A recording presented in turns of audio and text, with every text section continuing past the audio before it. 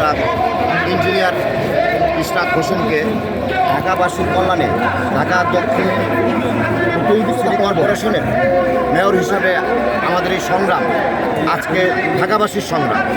ঢাকাবাসী চাচ্ছে একজন ভালো মেয়র প্রয়োজন, এর জন্য আজকে আমাদের এখানে আসা এবং আজকে যাদেরকে দেখছেন অঙ্গ সংগঠনের সকলেই আজকের একটাই দাবি, আমরা মেয়র হিসাবে ইশরাক হোসেন সাহেবকে, ইঞ্জিনিয়ার ইশরাক হোসেন সাহেবকে দেখতে চাই।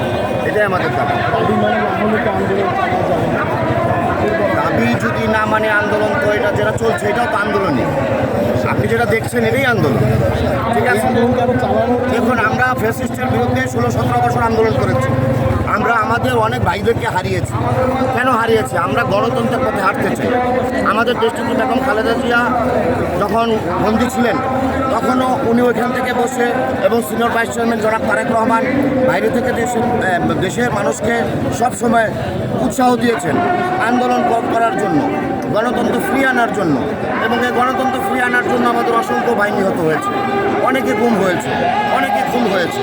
তো আজকে ঢাকাবাসী যারা চাচ্ছে, আমরা সকলেই চাই আমরা একটি সুন্দর পরিবেশ চাই এবং ঢাকার মানুষ সবাই চায় যাতে ভালো একজন মেয়র দরকার, একজন ঢাকার একজন অভিভাবক দরকার এবং এই অভিভাবকের মাধ্যমেই ঢাকাবাসী একজন ভালো মেয়র পাবে আমরা আশা করি, ইনশাল্লাহ।